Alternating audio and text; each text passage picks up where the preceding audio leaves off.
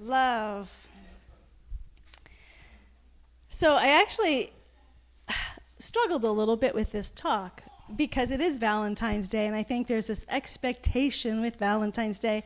And for me, the source of all that love is, it gets repetitive, but it really is. If we could feel that love for God, I mean, listening to that, it's wonderful to have someone sing it to you. But at the same time, if we really hear that from the sense of being so in love with God, and ending with that last line, I'm so in love with you, and to feel that towards God, through the good times, through the bad times, you're never going to break up, and to cultivate and nurture that relationship, that's what the beginning and ending of it all is, that source and that love of God, that place that will fill us moment by moment and day by day. And everything else arises from that. Everything else happens from that initial relationship, and that it's a relationship we cultivate. So in the reading today with Mary Ann Williamson is, I know it's so hard to Lily thinking, she's so cute, that little face, little angel, hi angel. With that reading, when she was saying, what do we do with all the stuff? We surrender it and we give it over to God, or we give it over to love. That has no meaning if we don't actually have a relationship with God. Sometimes we get so focused on becoming the love or loving ourselves that we skip over the stage of being in love with something other. You know, in Zen, they don't say oneness. They'll say not two, but not one. And it's that very, like, yes, there's one, and yet we experience two-ness, but it's not two-ness, but it's not oneness either. And this is the beautiful, beyond words state that this transcendent love is. When we're in love with God, we are one with it, and yet we still feel that I-thou relationship to have a conversation with and dig deeply into. So for me, that is the place where we start. The challenge is then we have this world that we live in. And I think this little thought came to me just as I was drifting off to sleep last night, is we're afraid of each other. I mean, if we actually look at how we talk about our world and how we feel about other people, all those people who want power, all those people who want to have fame, all those people who want to have wealth, all those people who are violent, who are willing to kill people. I'm none of those people. All those people who are, and it's the people who are decimating the environment. I mean, the way we look at our humanity, I mean, humanity has done horrible, vicious things, and it constantly is. But guess what? We're part of humanity. So we cultivate this relationship of love with the divine beloved. And for me, that's the place to start, because that is a place where we can feel safe. Where if we start with that relationship, and that no matter what, this presence is going to love us. It's the first place we can feel safe. First place where I can let all my ugliness, all the stuff that never changes, and let it just all hang out and know that I'm still loved. Because love always accepts exactly what it is. Love is not, at the very beginning, at the first Sunday of February, I was talking about it's patient. It endures. It's not forcing me to change. It's not saying, well, I love you, but change now. It's saying, you change or don't change, I'm going to love you. No matter what you do, I'm going to love you. No matter what you do, I'm going to love you. No matter what you do, I'm going to love you. I mean, to really get that deep in your soul. So we have this relationship that we're cultivating, and then we have the world and all our humanity and all our limitations and the way we act and the way other people act and the way we are unconscious and we do old habit patterns and all of that stuff. We don't like that stuff about ourselves. We don't like other humans, so we protect ourselves. We don't even know that we're doing it half the time. A lot of time we don't know that we have all these defensive walls that we have built up in relationship. I've mentioned before, I have a friend who always used to say, man, I thought I was totally enlightened until I got into a relationship.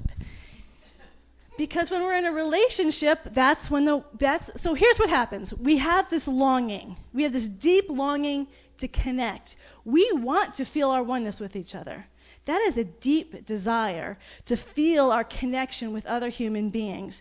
But we don't feel safe with other human beings. Other human beings, we're not sure what they're going to do with our vulnerability. They can manipulate us. We've been betrayed. We've been lied to. We've been abandoned. I remember Thomas More, not the Thomas More from Henry VIII, but Thomas More, he lives now, and he writes a lot of books about the soul, very along the Carl Jung and Joseph Campbell level. And I remember reading something he wrote. It took me by surprise. He said, people will always betray you.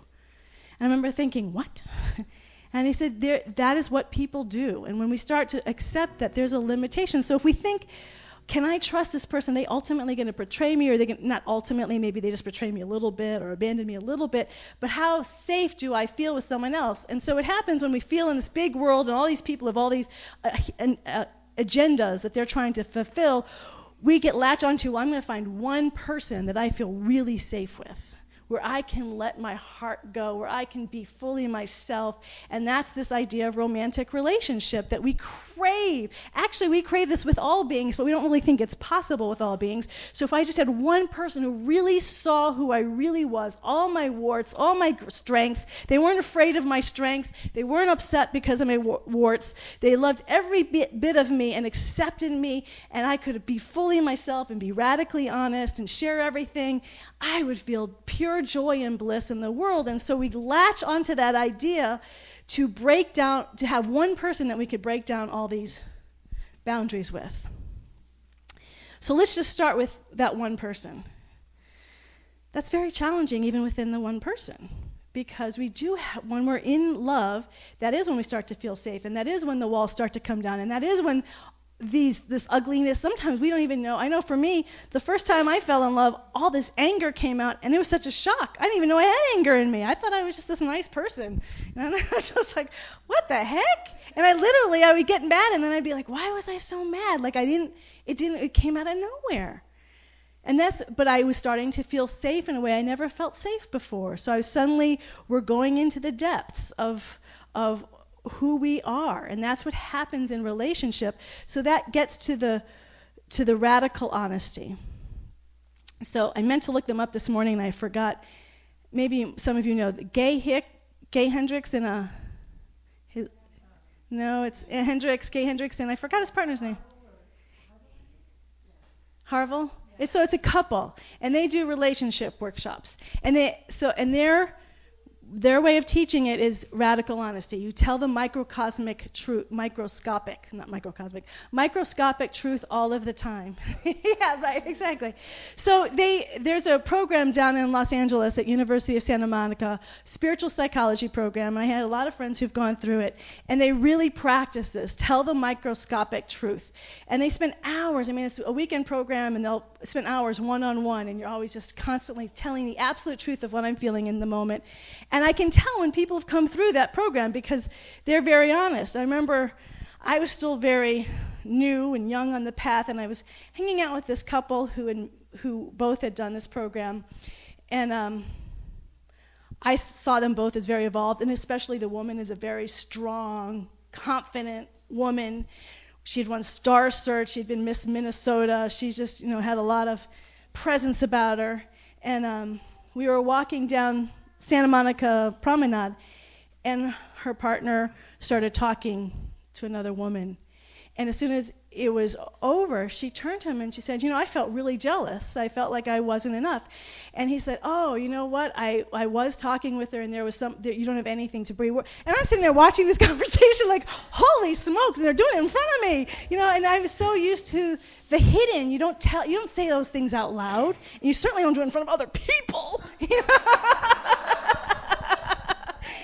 And the level of that honesty was unbelievable to me, and yet both of them said that they weren't that neither one of them were each other's type. Like, no, I was never attracted to this physical type, but we've gotten to know each other's soul and heart. But they don't pretend to. I was so physically attracted, like the microscopic truth. There was nothing hidden between them.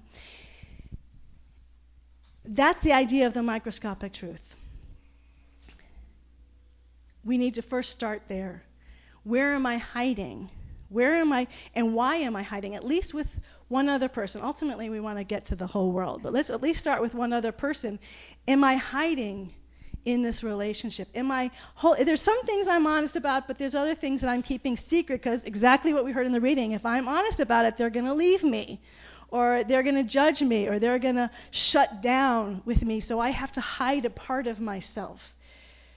The reason why our relationship with God, the divine beloved, is so intimate is because we hide nothing.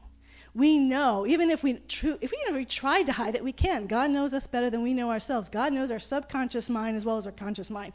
God knows our real desires versus the desires we may admit to. God knows every experience that we've done. It knows what we've done to other people. It knows angry thoughts that we have. So we can't hide. So this old NSA thing where they know everything about us, well, God got there first.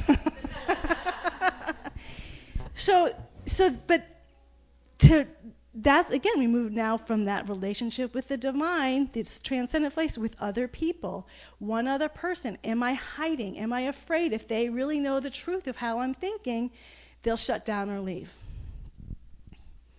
But there's levels to this, and this is where I think, after I wrote the topic for today, I thought, actually, it's really the art of intimacy.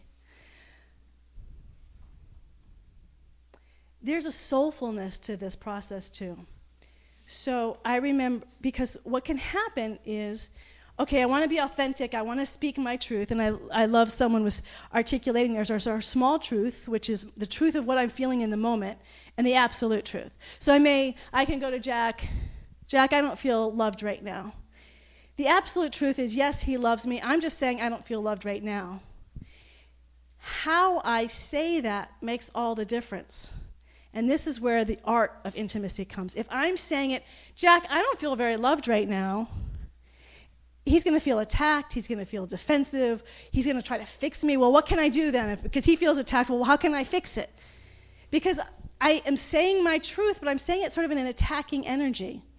I had a colleague, Edward Villun, at the Santa Rosa Church. He wrote a blog, and the funny thing is I can't remember anything about the blog. He had these 10 points. But one of his points is, don't beat up other people with your truth. Because people would go and say, well, this is my truth, and I am standing on what I think, and people feel shut down because of it. Because it's like, you deal with it. Your reaction is your reaction. Here's where I stand.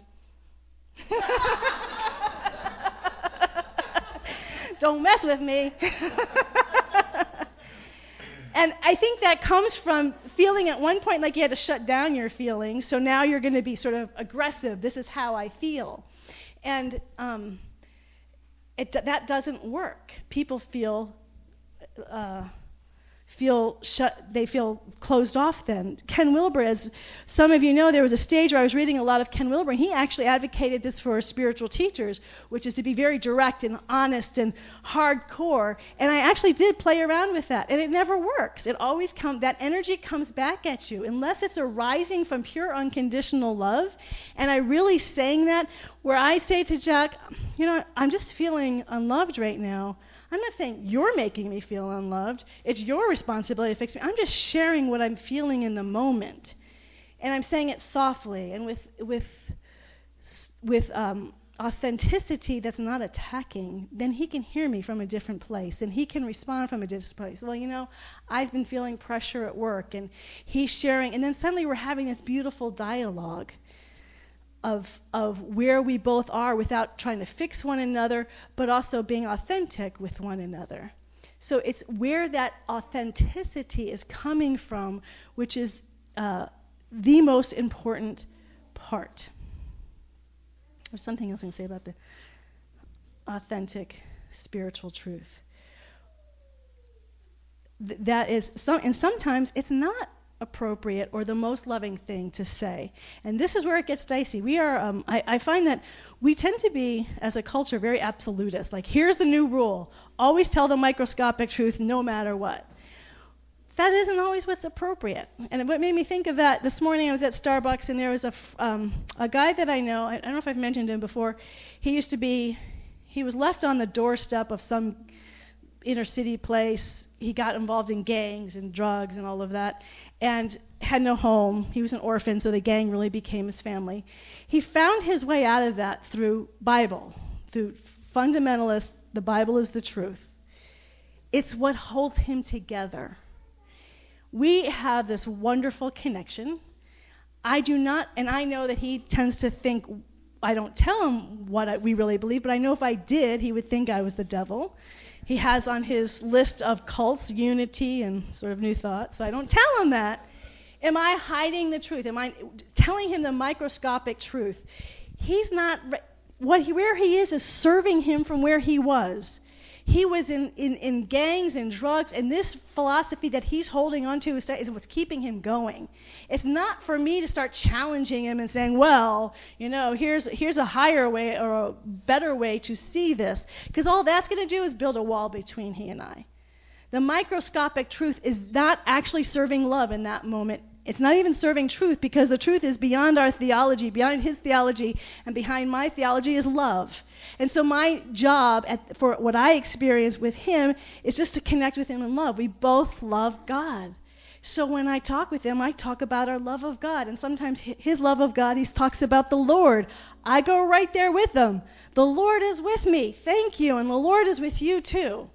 I don't need to differentiate what I mean by Lord and what he means by Lord, and here's the theology of it.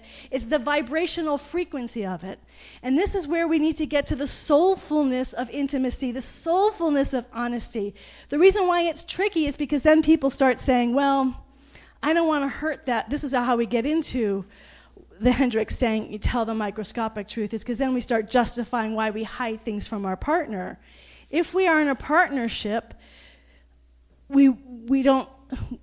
are we hiding things to protect ourselves that are keeping our heart shut down? Or are we not telling the truth because it's expansive? And usually in a relationship, it's because we're trying to protect ourselves. So that's really the question, is the reason why I'm not telling the microscopic truth in this moment. It's not really for their greatest good, but it's for my greatest good, because I want to protect myself from something happening. And this is ultimately what intimacy is, where we're not protecting ourselves anymore. So ultimately, it involves death. And I was telling, there's so many places I want to go, and I'm like, okay, shh. Okay, what wants to be said?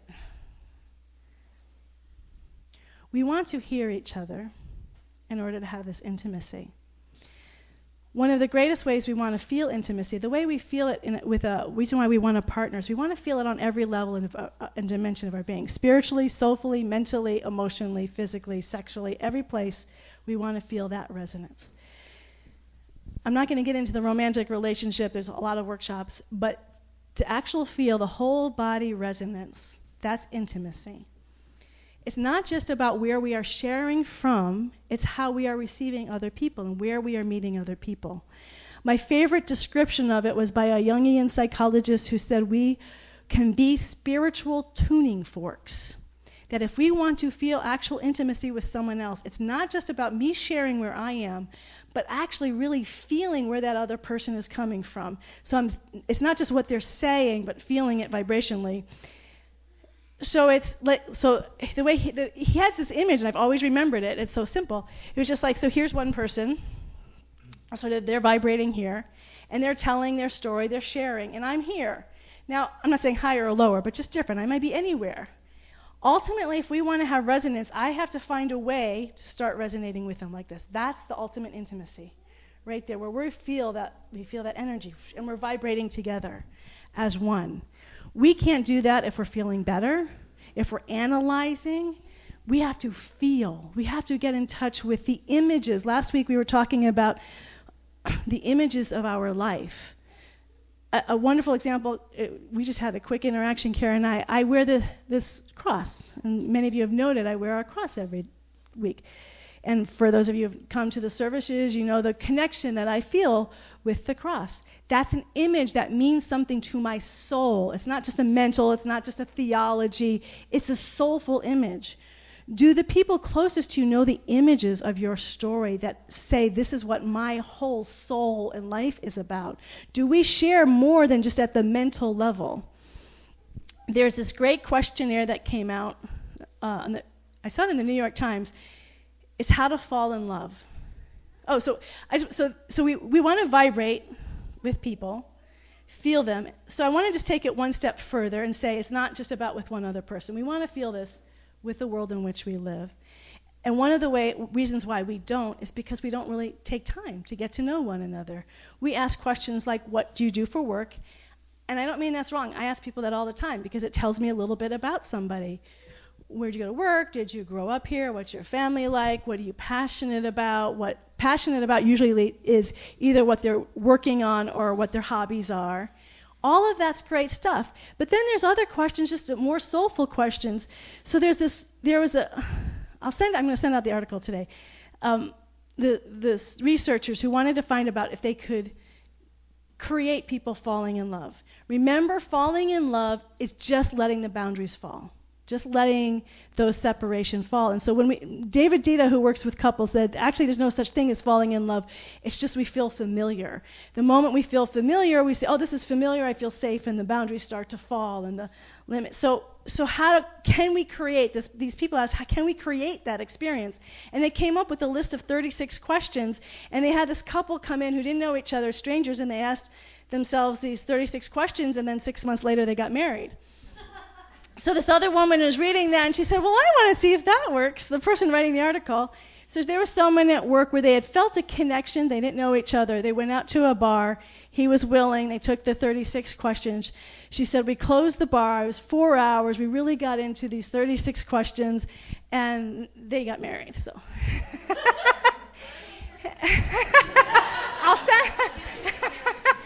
going to email them out. But here's the interesting thing about it.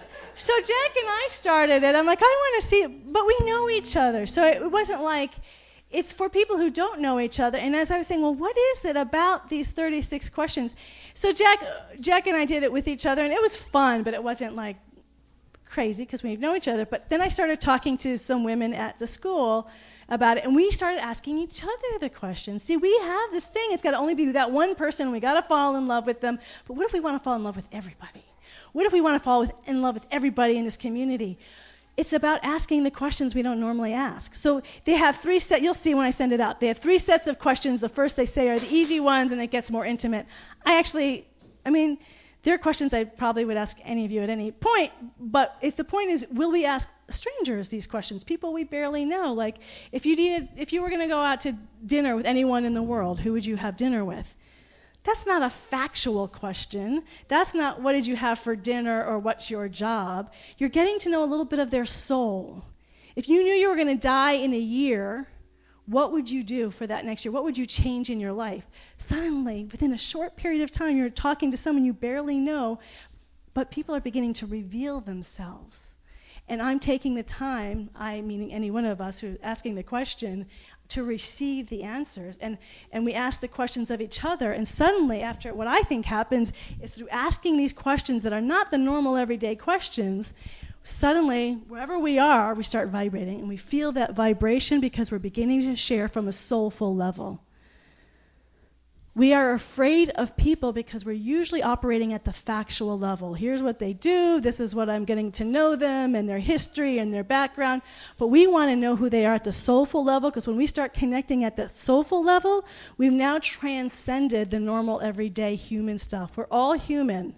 And so that radical honesty is about how to deal with our humanness.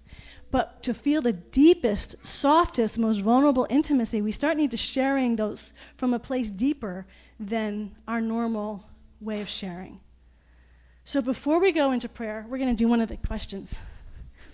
See how afraid you are of other people. See, you're not liking this, are you? So I'll tell you what, because I don't feel like stretching people too much. If you just want to do this with someone you know fairly well, fine.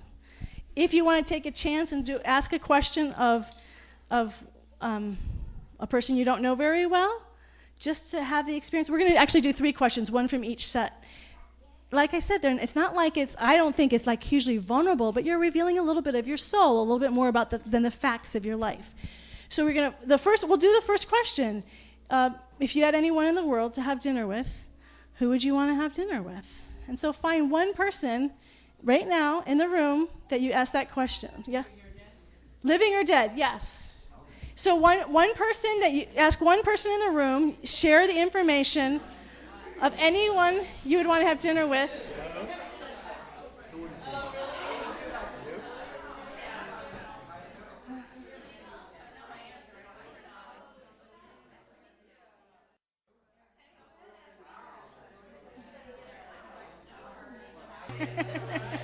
Stay where you are. So there's so many, but we'll just do the one that I talked about just because you heard it. If you knew that in 1 year you would die suddenly, would you change anything about the way you are living now?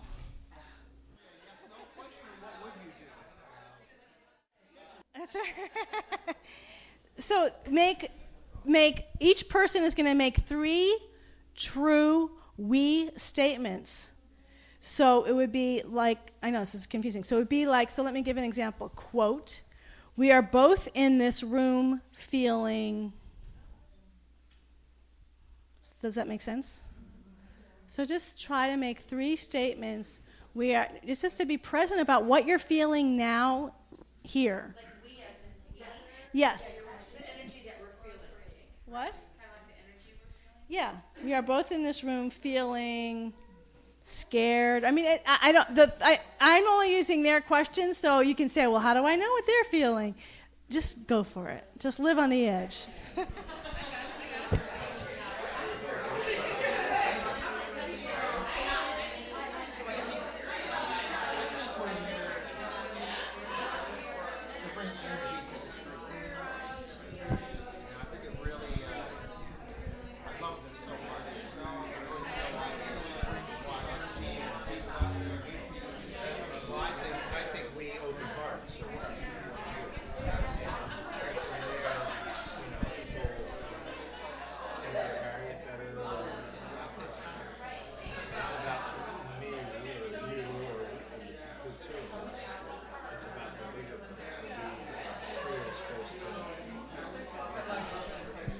Three statements.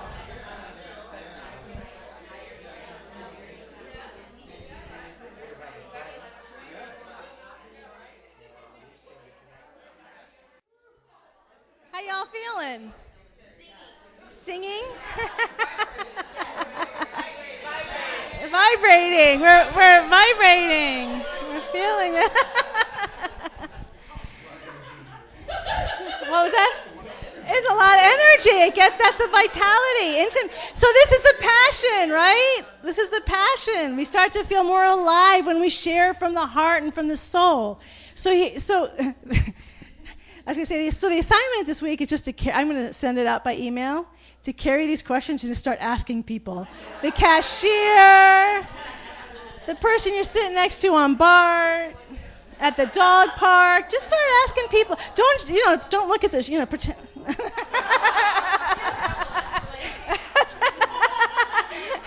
got 36 questions, let's get going. This whole world, we talk about oneness all of the time.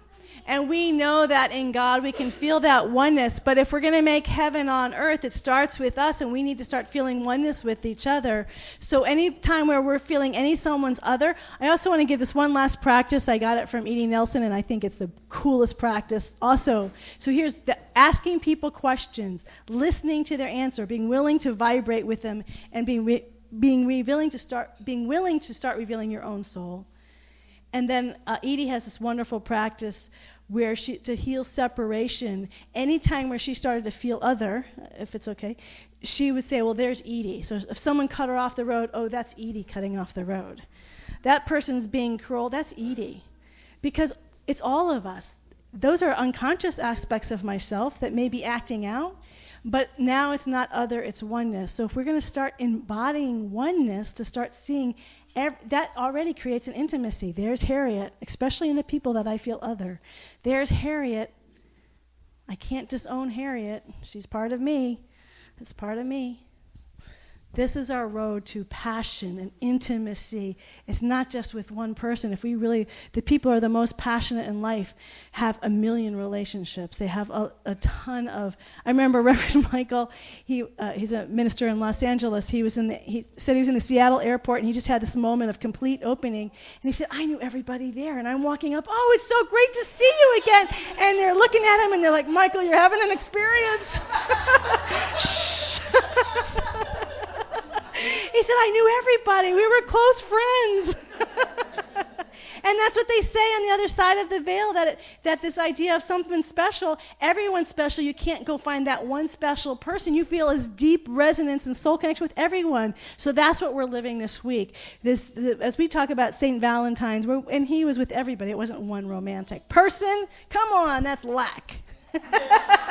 There's so much love to be experienced, and passion and intimacy every moment of every day when we are willing to be that ourselves with kindness and gentleness and patience. Let's pray.